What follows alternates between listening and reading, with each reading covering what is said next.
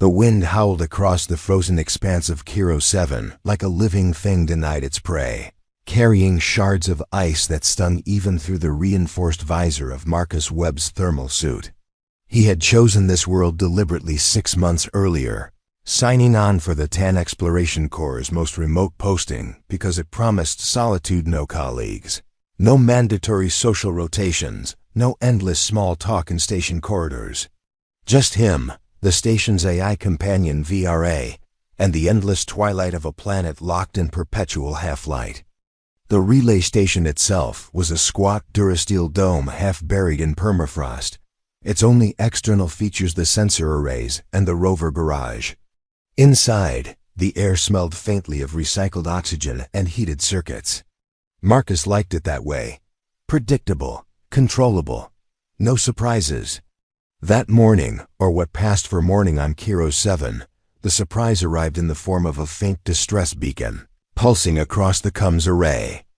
VRA flagged it immediately, its calm synthetic voice cutting through the hum of the environmental systems. Anomaly detected, Marcus. Karvati military transponder, origin point 41.3 kilometers northeast. Signal strength indicates crash landing. Life signs. 1. Stable but weakened. Marcus stared at the holographic display for a long moment. The Karvati were not allies, exactly. The treaty that kept the peace between humanity and the warrior species was fragile, built on mutual suspicion and carefully demarcated border zones. A downed Karvati shuttle this deep in Tan-claimed territory could mean anything. Reconnaissance gone wrong, mechanical failure, or something more deliberate. He could ignore it. Protocol allowed for non-intervention in non-human distress calls outside immediate jurisdiction. But the beacon kept pulsing, insistent, and something in Marcus, the same stubborn engineering instinct that made him tear apart malfunctioning systems until they confessed their flaws, would not let him walk away. He suited up again, heavier this time, with extra power cells and a medical kit rated for both human and Karvati physiology. The rover grumbled to life, its treads chewing through the ice as he set out across the frozen plain. The journey took nearly 2 hours, the landscape unchanging. Gray-white snowfields under a sky the color of bruised steel. Occasional iron storms whipping ferrous particles into glittering curtains that interfered with sensors. When he finally reached the crash site, the shuttle lay half buried, its sleek obsidian hull cracked open like an eggshell. Thermal blooms still rose from the wreckage, melting pockets in the ice. Marcus approached cautiously, rifle slung but not raised. Karvati were proud. Startling one could end badly. She emerged from the twisted metal before he could hail her. Tall, easily 2 meters, her form wrapped in a damaged thermal suit that shimmered with faint iridescence. Her skin, visible where the suit had torn at the shoulder, was a deep bronze flecked with metallic undertones, and her eyes glowed softly amber in the dim light. Lieutenant Sarek, the transponder ID identified her. She limped forward, one arm cradled against her ribs, but her posture remained rigid, warrior straight. "Human," she said, voice low and resonant through her suit's external speaker. "You should not be here." Marcus raised both hands slowly. "Your beacon was loud enough to wake the dead." "I'm Marcus Webb, Tan Exploration Corps, engineer, solo posting. I have shelter, medical supplies, and 10 days until my next resupply window. You look like you could use all 3. Sarek studied him for a long moment, her gaze unreadable behind the tinted visor. Karvati custom demanded acknowledgement of obligation debt. If a life was saved, the debt bound both parties until repaid. Accepting help from a human would complicate things. Refusing might mean death in the cold. She exhaled sharply, a sound like steam escaping a valve. "I accept temporary aid, debt recorded. Rescue estimate, 10 to 12 standard days." Marcus nodded. No negotiations, no pleasantries, just facts. He helped her into the rover's passenger compartment, careful not to touch more than necessary. Her suit's temperature readouts showed dangerous drops. The crash had compromised her heating coils. As they drove back, silence stretched between them. broken only by the rover's engine and the occasional crack of shifting ice. The station felt smaller the moment they stepped inside. Designed for one, it had barely enough space for two. Marcus converted the secondary storage alcove into sleeping quarters, dragging in a spare cot and privacy screen. Sarek moved with economical precision, stripping damaged sections of her suit and laying them out for repair. She refused painkillers. Carvati physiology metabolized them poorly anyway, and instead applied a sealant patch to her ribs with clinical detachment. Marcus watched from the doorway, noting the way she favored her left side, but never let it slow her. "You volunteered for solo recon," he said, more statement than question. She glanced up. "As did you, for this posting." It wasn't a question either. They had that in common at least. Both had fled to the edge of known space to escape the weight of other people. The first 3 days passed in careful orbit around each other. Marcus ran diagnostics on the station systems, while Sarek repaired her gear in the workshop corner. They spoke only when necessary: status updates, resource allocations, environmental readings. VRA monitored everything, its presence a neutral third party. Meals were eaten separately. Marcus at the small galley table, Sarek cross-legged on the floor near her cot. But isolation has a way of eroding barriers. On the 4th day, the atmospheric processor coughed and died. Alarms blared as CO2 levels began to climb. Marcus cursed under his breath and suited up for external repairs. Sarek appeared beside him without being asked, her recon training giving her familiarity with high-atmos systems. Together they worked in the howling wind, her greater strength holding panels steady while he rerouted power conduits. When the processor hummed back to life, they returned inside exhausted, ice crusting their suits. They shared a meal that night ration packs warmed in the same unit. Conversation came haltingly at first. Marcus spoke of university, of crowded lecture halls, and endless group projects that left him drained. Sarek spoke of the Carvati command structure, the constant pressure to prove dominance in hierarchy rituals she had no interest in winning. Both had chosen solitude not from weakness, but from a bone-deep preference for their own company. The admission felt strangely intimate, like handing over a vulnerability neither had expected to share. By day 5, the iron storm that had likely caused the crash returned with vengeance. It battered the station, and in its wake, the primary power core began to degrade. Diagnostics showed cascading failures in the resonance matrix 6 days until total blackout. Sarek examined the readouts with him, translating Carvati technical specs from her salvage datapad. "My shuttle's auxiliary core may have compatible components," she said. "But retrieval will be dangerous." Marcus looked at the storm raging outside. "Then we go now, before it gets worse." They prepared in silence, checking gear, plotting routes. As they stepped into the rover together, Marcus realized something had shifted. They were no longer two strangers sharing space. They were partners in survival, bound by necessity and something quieter, more dangerous: mutual respect. The trip to the wreck took longer than expected, visibility near zero. They worked quickly, Sarek prying open panels with raw strength, while Marcus disconnected viable modules. On the return, a sudden gust flipped the rover. They rolled twice before coming to rest. Marcus blacked out for seconds. When he came to, Sarek had already righted the vehicle, her injured ribs bleeding anew through the sealant. She said nothing about the pain. They limped home with the salvaged parts, the station lights a faint beacon in the dark. Back inside, they unloaded in the engineering bay. Exhaustion hung heavy, but the core needed integration immediately. Marcus sketched plans on the holotable. Sarek pointed out Carvati calibration sequences. Their hands brushed once while passing a tool, both froze, then continued without comment. The work stretched into the night cycle, amber emergency lighting casting long shadows. They spoke less, moved more in sync. By the time they paused for rest, the core hummed at 80% stability. 4 days remained until rescue. But in the quiet of the bay, with the storm muffled outside, Marcus felt the first real crack in his carefully maintained distance. Sarek felt it too. Neither named it yet. The station's emergency lighting had dimmed to a soft amber pulse by the time Marcus and Sarek finished integrating the Carvati auxiliary core. The resonance matrix sang at 94% stability, better than either had dared hope. And for the first time in days, the air recyclers whispered, without that faint, anxious rattle. Exhaustion pressed against them like another gravity well.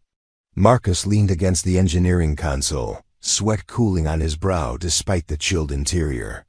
Sarek stood opposite him, arms folded, the fresh bandage on her ribs already spotting crimson where the rover crash had reopened the wound. Neither spoke for several long minutes. The silence wasn't uncomfortable.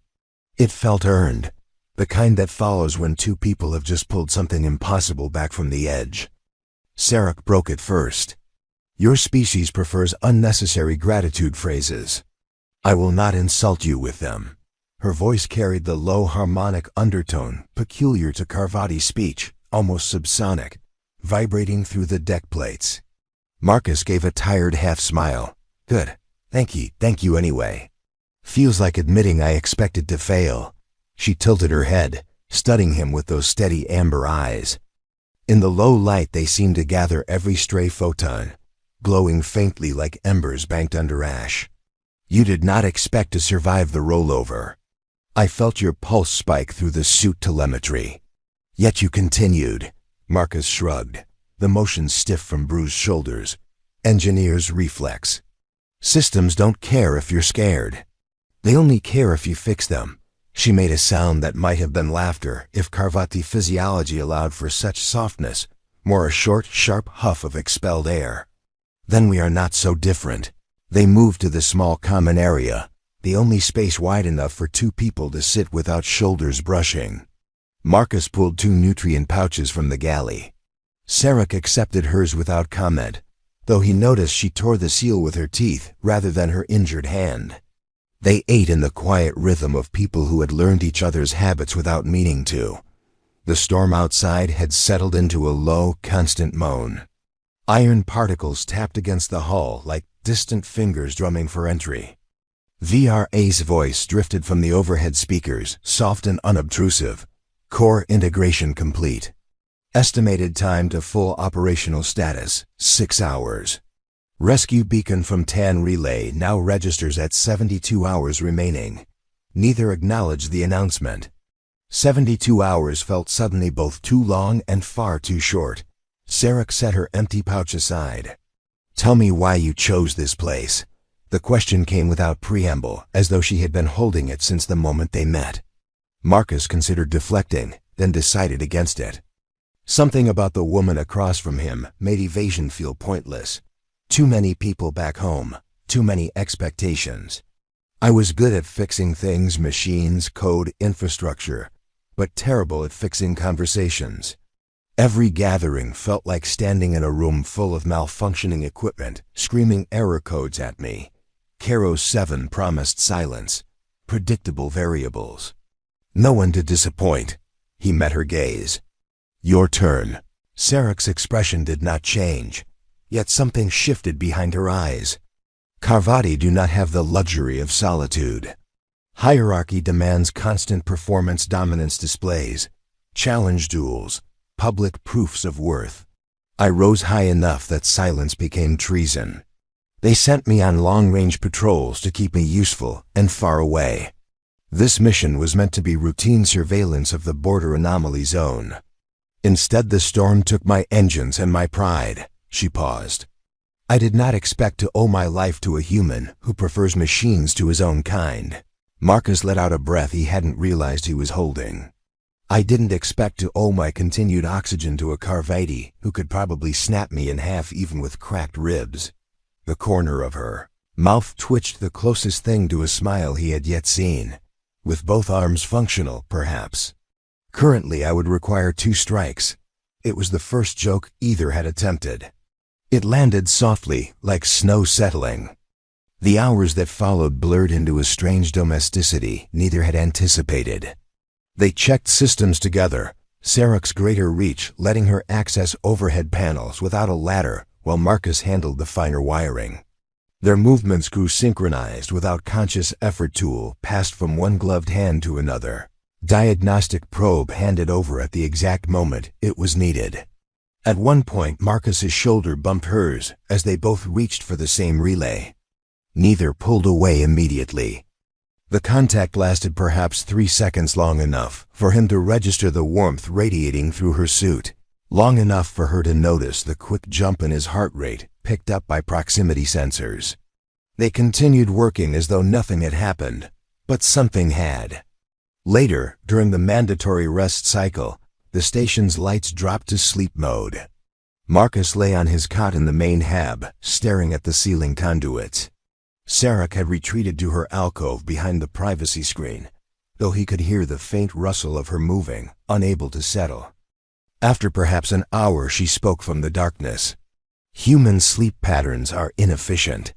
You require unconsciousness for nearly 1/3 of your cycle. Marcus turned his head toward the screen. And Carvati just power down for 20 minutes at a time. We enter a light torpor. Enough to restore, not enough to dream. A pause. I have not dreamed since I was a child. Tonight I think I might. He didn't know what to say to that, so he said nothing. Minutes passed. Then, quieter. Do you dream here alone? Sometimes, he admitted. Usually about systems failing. Sometimes about people I left behind, lately. Less about failure. She made no reply, but he heard her shift again, as though turning toward the sound of his voice. The next morning brought a new problem. The storm, while diminished, had deposited several tons of ferrous ice against the eastern sensor array.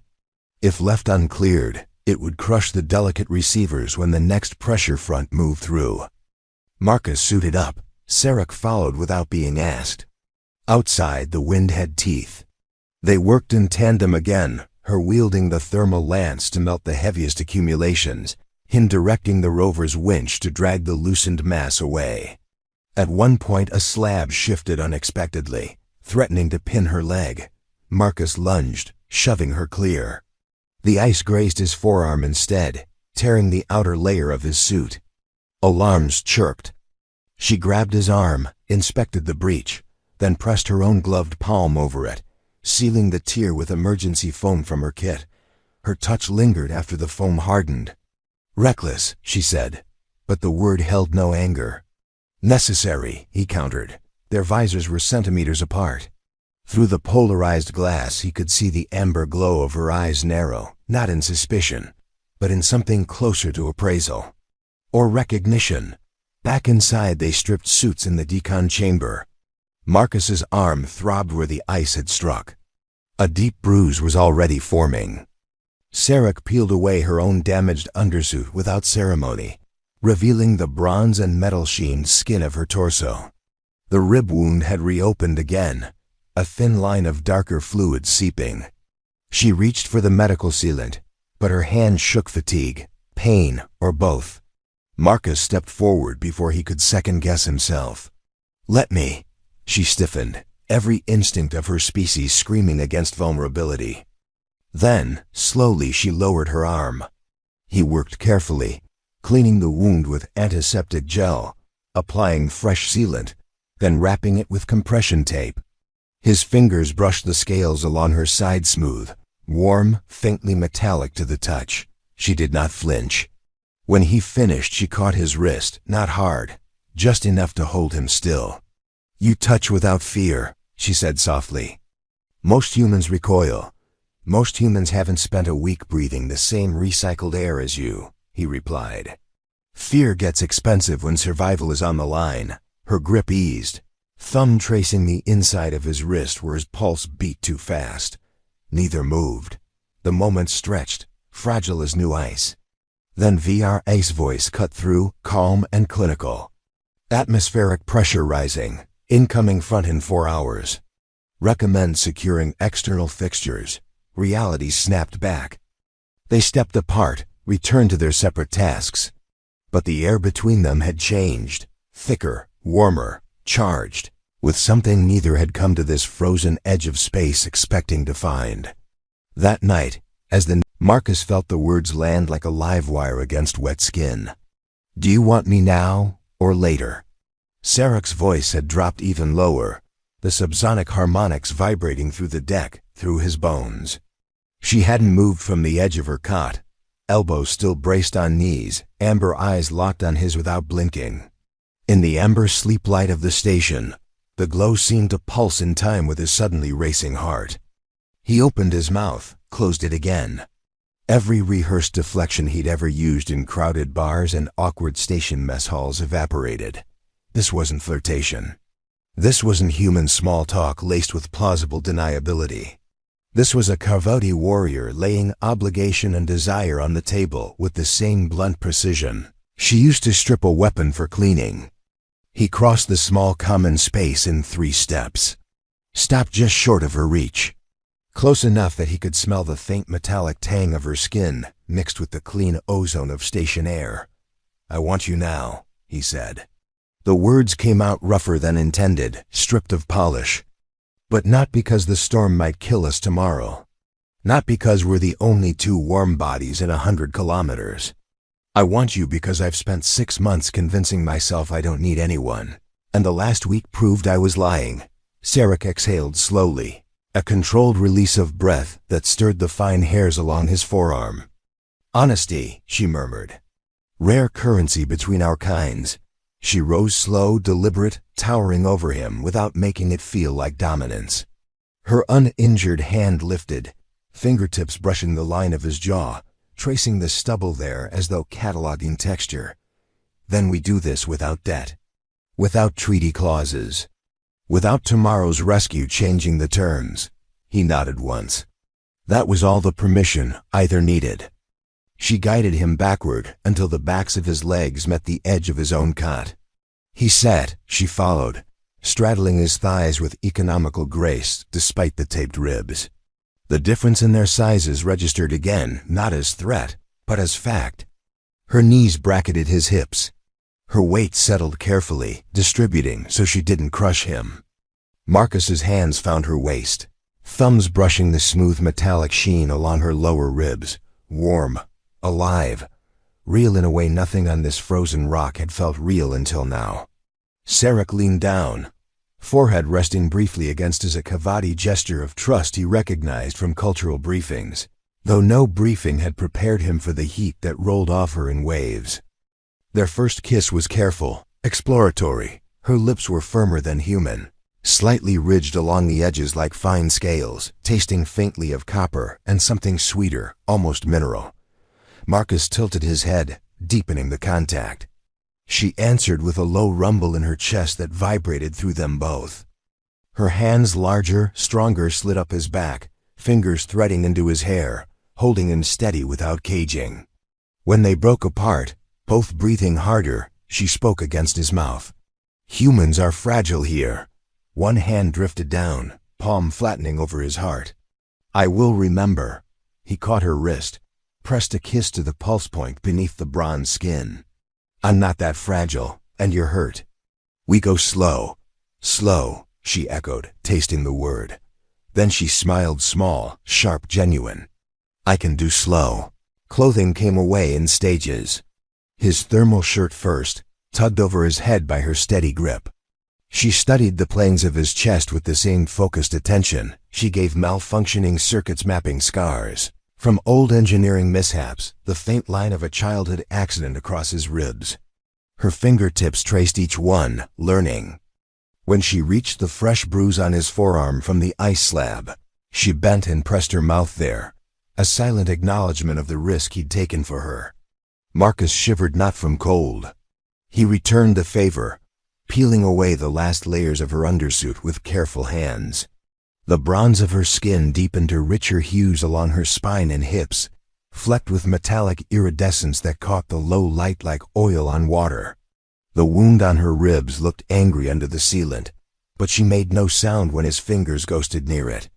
They moved to the wider space of his cot, awkward at first, too narrow for two, especially when one was built like a predator engineered for high-gravity worlds. They laughed quiet, surprised at the clumsiness. Laughed again when the privacy screen caught on her horn ridge and nearly toppled. Then laughter faded into something quieter, more urgent. Sarek settled above him, weight braced on forearms so her chest brushed his with every breath. Marcus's hands roamed her back, learning the subtle ridges along her vertebrae, the way her muscles shifted under skin like living armor. She lowered herself slowly, guiding him with a patience that belied the tension coiling in her frame. The first press of bodies together drew twin gasps as sharp, hers a deep resonant sound that vibrated through his sternum. She was warmer inside than out, a furnace core wrapped in bronze, tighter, stronger. Marcus's hands gripped her hips, not to control but to anchor himself against the overwhelming sensation. Sarek moved first slow rolls, testing, adjusting. Every motion careful, deliberate. She watched his face the entire time, amber eyes searching for pain, for hesitation. Finding only want, she gradually increased rhythm. The cot creaked in protest. Neither cared. Time lost meaning. The storm outside rose to a scream, then faded to background noise. There was only heat, pressure, the slide of skin on skin. The low growls she couldn't quite suppress when he found the sensitive spot just below her ear ridge. Marcus whispered her name once, twice like a discovery. She answered by sinking teeth gently into the curve of his shoulder, not breaking skin, just marking, claiming without injury. He arched beneath her, hands sliding up to cup her face, pulling her down into another kiss that tasted of sweat and metal and something dangerously close to trust. They found a cadence slow, then building, then cresting. Sarek's control frayed at the edges. Her movements grew sharper, more instinctive. Marcus met her, hips rising to match, fingers digging into the muscle of her thighs. When release came, it hit them almost simultaneously, her first, a shuddering wave that rolled through her entire frame, accompanied by a sound like distant thunder trapped in her chest. Marcus followed seconds later, vision whiting out, every nerve lit like overloaded circuitry. She collapsed onto him, careful even then, not full weight, but enough to press him into the thin mattress, grounding him as aftershocks rippled through both. They lay tangled for long minutes. Breathing cinched without trying, her head rested on his chest. He could feel the slow thud of her double heart against his ribs. Eventually she lifted enough to meet his eyes. "Now was acceptable," she said deadpan. Marcus laughed, breathless, raw. "Later might be better. I'd like to try not being half dead from exhaustion." She huffed amusement, rolled to the side, pulling him with her, so they faced each other on the narrow cot. One of her arms draped across his waist, possessive without force. His hand found the curve of her horn ridge, thumb stroking absently. Silence returned, comfortable now. The storm had eased to a low moan. VRA's voice drifted down once, soft. "Environmental systems nominal. Rescue ETA 41 hours. Neither responded. 41 hours felt like forever, and no time at all. Sarek spoke after a while, voice quieter than he'd ever heard it. "I was taught that humans fear what they cannot dominate. You did not try to dominate." Her fingers traced idle patterns on his back. "You simply met me." Marcus pressed a kiss to her forehead, human gesture, accepted without comment. "You didn't try to dominate me either. You just stayed." She considered that. "Perhaps we are both defective by our own standards." "Perhaps," he agreed. "Or perhaps the standards are wrong." They drifted toward sleep like that, bodies entwined, hearts beating out of phase yet somehow aligned. Outside, Caro 7 turned slowly on its axis, indifferent. Inside the small dome, two people who had come here to escape connection found something neither had known they were searching for. When the first alarm chimed, distant, polite, warning of incoming atmospheric front, neither moved to answer it immediately. Later could wait a little longer. The incoming atmospheric front announced itself with a low, bone-deep rumble that rolled through the station's hull like distant artillery. Marcus felt it first in his teeth, then in the subtle tremor that lifted dust motes from the deck plates. Sarek stirred against him, her double heartbeat shifting from slow torpor to alert cadence in the space of a single breath. Neither spoke. They simply disentangled with the same economical grace they had used to survive the past week, limbs sliding free, bodies cooling where they had pressed together.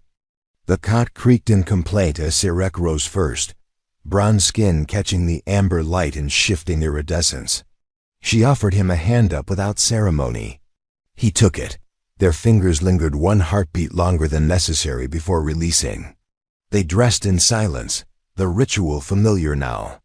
Thermal layers, seals checked, gloves tugged on. Routine movements that had once been solitary had become shared without discussion. Marcus glanced at the environmental display. Front arrival in 23 minutes. Winds gusting to 180 kph. Iron particulates dense enough to scour paint from Durasteel. Rescue beacon still showed 38 hours out. Plenty of time for the storm to do damage if they let it. Sarek caught his eye across the common space. "We reinforce the eastern array before it hits," she said, not a question. He nodded, and checked the rover's tie-downs. Last time it nearly became a projectile. A faint huff of amusement escaped her, almost a laugh. They moved together toward the suit rack like components of the same machine. Outside, the sky had turned the color of old blood. Iron clouds boiled low, lit from within by electrical discharges that arced blue-white against the dark. The wind hit them the moment the airlock cycled open hard enough to stagger Marcus despite his mass anchors. Sarek braced him with one palm against his back until he found his footing. They worked without words, her wielding the heavy mag clamps to secure the rover, him running diagnostic cables to the sensor array's backup power nodes. When a sudden gust tore a panel free from the eastern quadrant, Sarek caught it mid-air with one hand, muscles cording under bronze skin as she forced it back into place. Marcus was there in seconds with the welder, sealing the seam while she held against the wind's pull. Their helmet combs crackled with static, but they didn't need speech. A glance, a nod, a shared rhythm born of necessity and something deeper. By the time they staggered back inside, both suits were pitted with microabrasions, face sheets fogged from exertion. The decon cycle hissed around them as they stripped outer layers. Sarek's ribs had bled through the compression tape again. Fresh crimson spotted the bronze beneath. Marcus reached for the medical kit without asking. She let him. This time there was no stiffness, no warrior pride flaring at vulnerability. She sat on the edge of the console stool while he cleaned and rebandaged, his touch steady despite the tremor of fatigue in his hands. When he finished, she caught his wrist again, gentler than before, and pressed his palm flat over the fresh dressing, right above her lower heart. "It will hold," she said quietly. He felt the strong, even beat beneath skin and muscle. "So will we." They ate simple ration bars warmed in the unit sitting shoulder to shoulder at the small galley table for the first time. No screens between them, no separate corners. VRA's voice drifted down once to confirm array integrity and storm peak in 40 minutes. Neither acknowledged it. Instead, Sarek spoke of Carvity constellations, how their homeworld's triple moons created patterns navigators had used for millennia before star drives. Marcus told her about Earth's quiet places, high deserts at night, the way stars looked from mountaintops far from city light. Small confessions, offered like pieces of rare salvage, each one accepted without judgment. The storm reached full fury as they finished eating. The station groaned under wind pressure. Emergency shutters rattled against their frames. Lights flickered once, twice then steadied as the auxiliary core took the load. Marcus and Sarek moved to the observation port, the only viewport not shuttered. Through polarized glass they watched iron snow whip past in horizontal sheets, blue lightning illuminating the plain in stark flashes. In one blinding moment, the entire frozen landscape stood revealed, endless white under bruised sky, the distant wreck of Sarek's shuttle a black scar against the white. Then darkness swallowed it again. Sarek's hand found his in the dark. Fingers interlaced bronze against pale skin, scaled strength cradling human fragility without crushing. When the rescue arrives, she said, voice so low it almost vanished under the storm's howl. TAN protocol will require separation, debriefings, quarantine, reports. Marcus squeezed her hand. Carvati Command will demand full accounting of debt and obligation. She nodded once. They will see collaboration, perhaps weakness, perhaps treason. A pause. I do not care. He turned to face her. Neither do I. She studied him in the flickering light of lightning strikes. Then what do we do? Marcus exhaled slowly. We tell the truth. All of it. The crash, the repairs, the storm. The nights we kept each other alive. And whatever this is, he lifted their joined hands between them. We don't hide it. Let the bureaucrats argue jurisdiction. We've already decided. Sarek's eyes narrowed, not in suspicion, but in something closer to wonder. You would stand before both commands and claim. This? I would, he said simply. Would you? She considered for one long breath. Then she leaned down and kissed him slow, deliberate, tasting of copper and storm ozone. When she pulled back, her voice was steady. I would burn hierarchy for less. They returned to the cot together. No urgency this time. No desperation born of impending separation. Just quiet certainty. Clothing shed without haste. Bodies fitting together with the ease of long practice, even though it had only been days. Sarek moved above him again, slower than before. Every roll and press a deliberate mapping of memory. Marcus's hands roamed her back, learning ridges and hollows he wanted never to forget.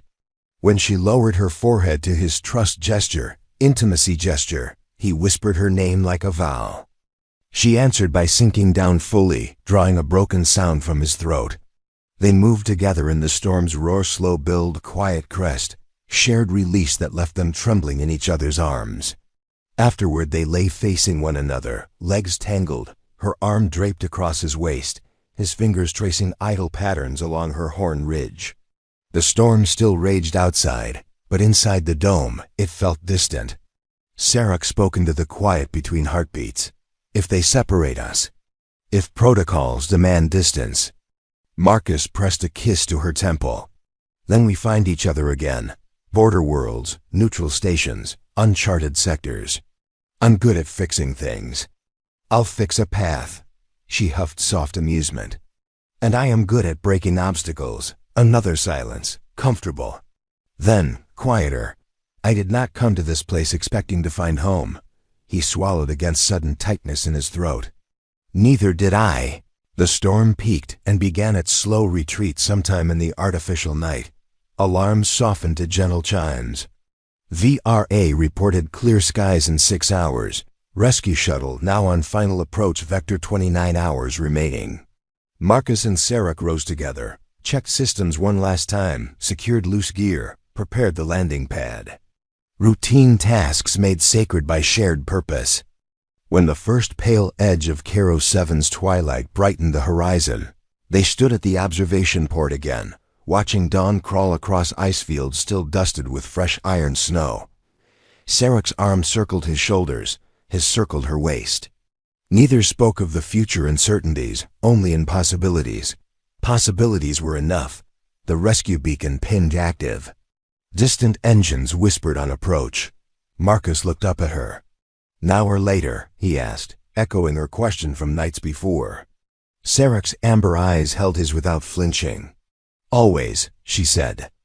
And in the fragile peace between storm and arrival, two solitary souls who had come to the edge of known space to escape connection stood together, unapologetic, unbroken, and no longer alone. Pero se mamó Leirum enviándole la maca al regen, güey. Qué mamón.